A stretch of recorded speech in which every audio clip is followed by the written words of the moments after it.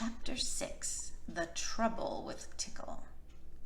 Tickle did not turn out that professional. His fur was choppy and moppish, plus his tail was teeny stubby. I tried to push him under my bed, but he wouldn't even go. Yeah, only you have to go under there, Tickle, or else Mother and Daddy will see your fur and I'll be in trouble. Just then I heard feet walking in the hall. Oh no! It was Mother. She was home from work. I runned around real upset. "Hide, Tickle, hide!" I said. I grabbed it just then I saw my fuzzy pink sweater and I grabbed it out of my closet and I throwed it on Tickle speedy fast. Also, I grabbed my favorite hat with the devil horns and I plopped it on his head. I backed up from her. All of a sudden, Mother opened my door. I backed up from her. "Hello," I said, kind of nervous. "How are you today?" "I am fine, plus Tickle is fine too."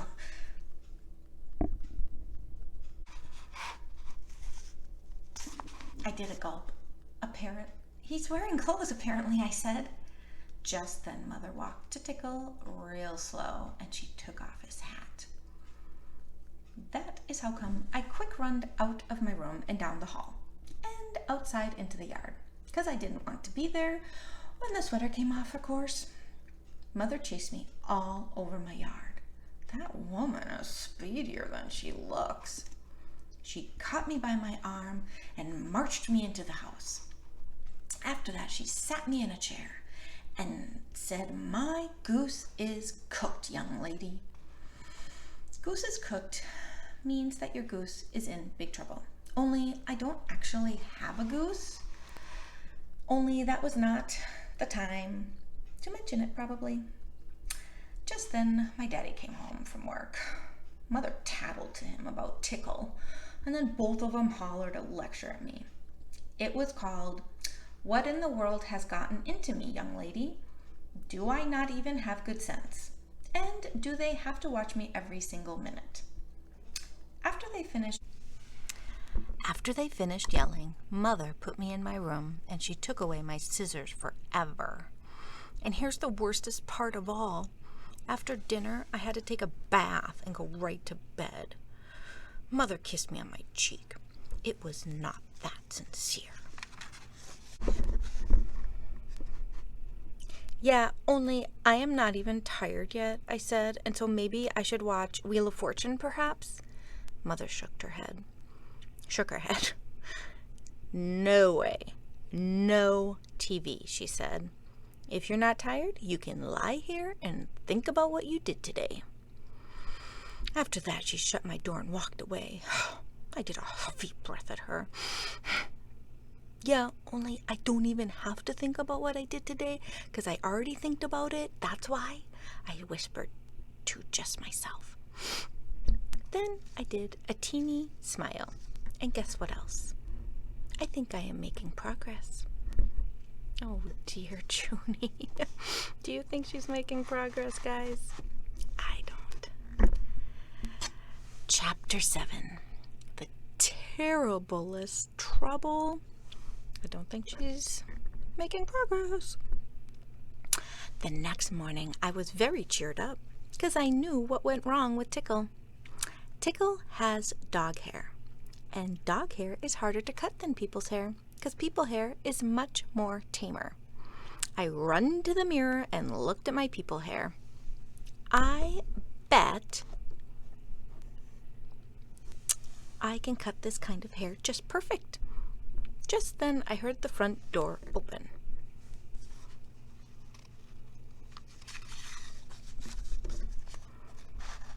It was my Grandpa Frank Miller. He was here to babysit me before school.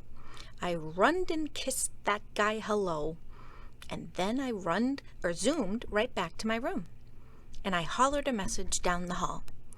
"Don't come in my room, okay, Grandpa, because I want to get dressed all by myself today, and I don't even need any help." After that, I shut my door real tight, and I hurried to my desk. Because guess what? Extra scissors, that's what. They were in my middle drawer where I kept them. I opened and closed them real fast. And I skipped to my dresser and I combed my bangs silky smooth. And I snipped their ends right off. I peeked at myself, kind of nervous, and guess what? I wasn't even ruined. I smiled real thrilled. I knew I could do this. I knew it. I knew it. All I needed was practice. I knew I could do this. Oops, sorry guys. After that, I snipped some more bangs. Plus, I snipped some sides, and some top, and some back. After I was finished, I looked in the mirror again. I did a teeny frown. My bangs don't look even Steven. That's how come I tried to even them up. Only those dumb things kept getting tiltier and tiltier. Finally, I got frustration inside me, and I took a whole big hunk. I cut them right off. Ha! So there, I said. I put down my scissors and looked at myself. And I did a gasp. Oh no! My hair was sticking out all over the place. Sprigs, I said. I got sprigs. That's how come I started to cry. 'Cause sprigs are shorty little sticklets, and they are not attractive, I tell you. Just then I heard a knock on my door. Junie B, honey, you all right in there? Asked my grandpa. Okay if I come in? No, not okay, I hollered. I am still getting dressed, and so please come back. Go back to where you came from. Uh-oh. She thought she got in trouble for cutting the dog's hair.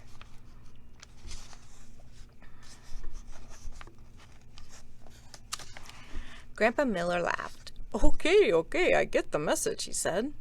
I'll go make you a sandwich. You'd better hurry up, though. I've got to do some errands, so I'm driving you to school today. His feet walked back to the kitchen. I sat down on my bed real upset, 'cause Spriggs is the terriblest trouble I ever even saw. Chapter 8. Hats. I didn't know what to do. How could I even go to school? 'Cause everyone would see my sprigs, and they would laugh and laugh. That's how come I couldn't stop crying. Only all of a sudden, a miracle happened, and it is called I spotted my hat with devil horns. It was sitting on my desk right where my mother left it, and that hat gave me a good idea.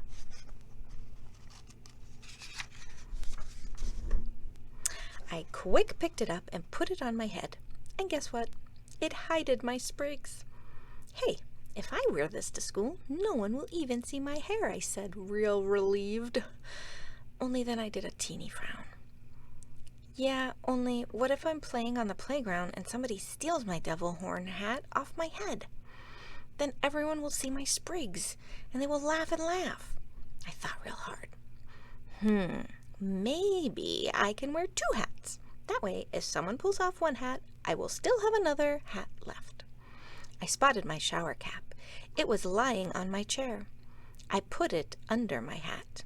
Yeah, only what if I'm playing on the playground and somebody pulls off my devil horn hat and then pulls off my shower cap, too? Then everyone will see my sprigs and they will laugh and laugh. I tapped on my chin. 3 hats, I said. I will wear 3 hats to school, 'cause that will give me a whole extra hat of protection. I opened my bottom drawer and found my ski mask, 'cause ski masks hide your whole entire everything. I put the ski mask on my head, then I put the shower cap and my hat with the devil horns. I looked at myself in the mirror. Now nobody can see anything, not even my nose. After that, I got dressed, and I skipped, real happy, to the kitchen. Wonder what her grandpa's gonna say,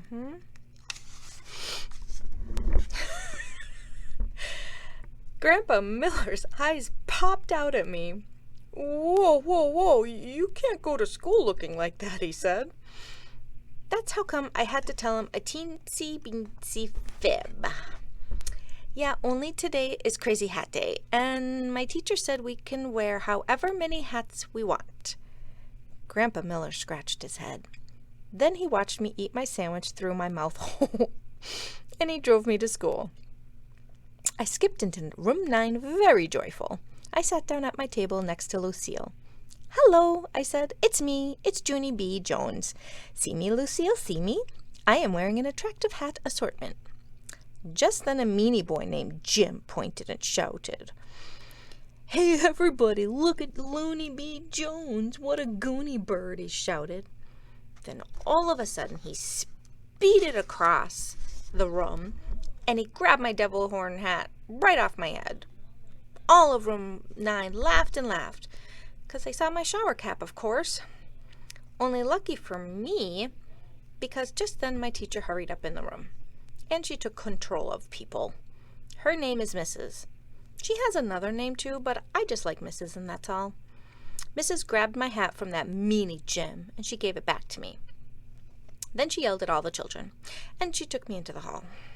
Mrs. bended down next to me. "Okay, kiddo, what's the story here?" she asked. I rocked back and forth on my feet, 'cause I didn't want to tell her the story.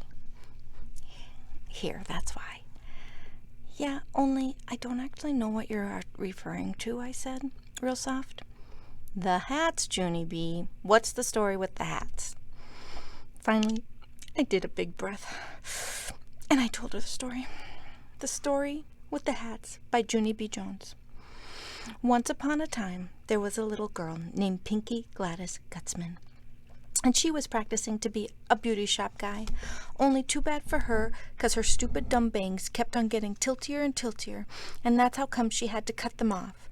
And now she wishes she was never even Pinky. And that is all the details I would like to share at this time.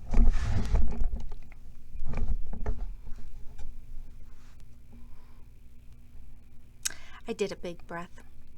The end. Mrs. put her hands on my shoulder. "Junie B, honey, are you telling me that you cut your bangs off? Is that what this is about?" I did not answer. Then all of a sudden, Mrs. took off my ski cap, and I didn't even know she was going to do that. "No," I hollered. "Don't." Only it was too late. Mrs. saw my hair. She hugged me real tight. "Oh, Junie B," she said. "What happened?" I started to cry all over again.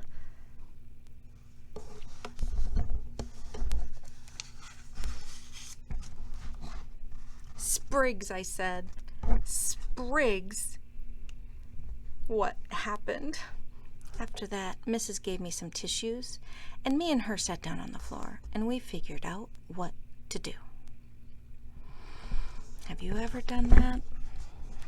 I have, and I did the same thing for Junie. Short bangs.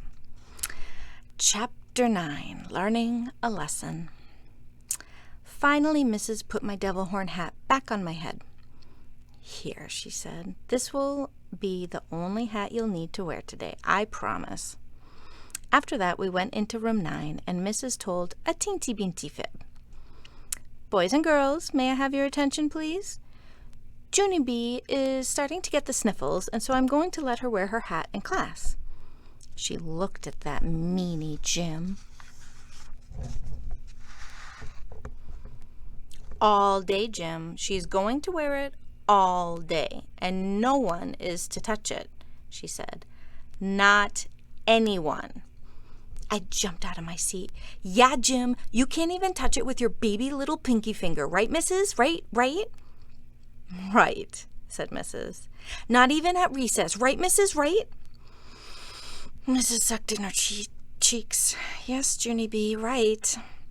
And not when I'm getting a drink at the water fountain, and not when I'm bending down to tie my shoe, and not when I'm walking to the pencil sharpener, and not when I'm just sitting in my chair, and not when I'm working in my workbook, and not when I'm practicing my alphabet, and not when—" Okay, we get the picture," said Mrs.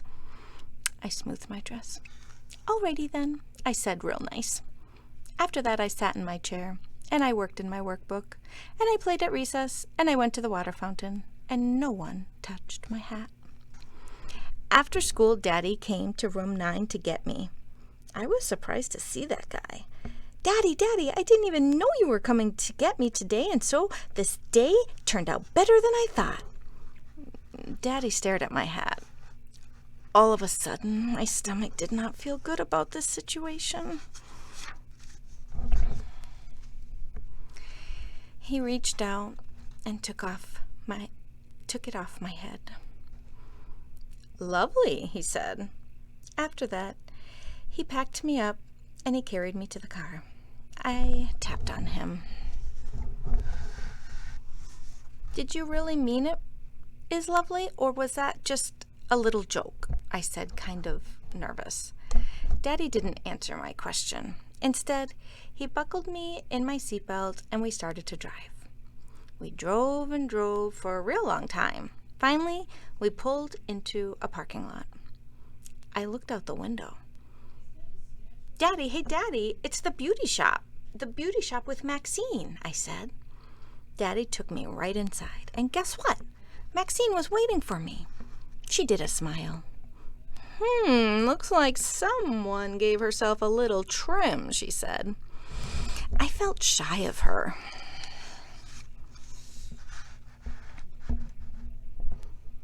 "I didn't turn out even Steven," I said, kind of soft. Maxine ruffled my hair. Then she put me in her giant spinny chair and she sprayed my hair with water.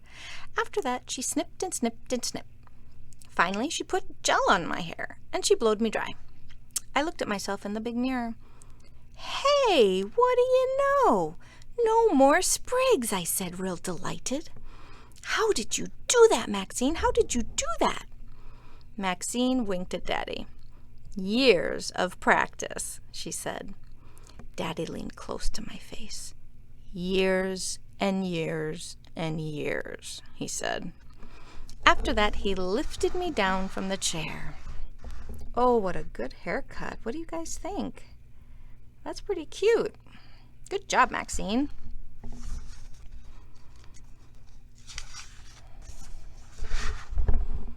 And he gave Maxine lots of more dollars. And me and him drove home again. After we got to my house, Daddy came into my room with me. He took my extra scissors off my desk and he put them in his pocket. "Sorry, Daddy. Sorry I cut my own hair," I said. He did a sigh. "I know you're sorry, Junie B. I just hope you learned a lesson from all this." "I did, Daddy. I did learn a lesson. I mean it. I mean it. I mean it." Daddy kissed my head because that guy still loves me, that's why. After he left my room, I looked at my hair some more. It was the cutest hair I ever even saw. Just then, my whole face lighted up. Hey, I'm the one who got this haircut started, so maybe I can be a beauty shop guy after all, I said, real thrilled. I tapped on my chin. "Yeah, only what happens when I grow up and I have to practice some more? What will I use to cut with?" I looked at my desk very curious.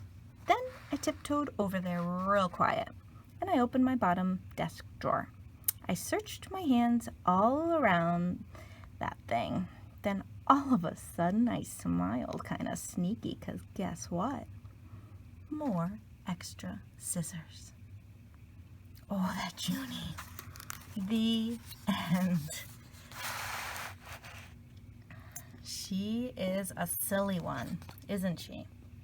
Well, that is the end. And Toby, did you like that story?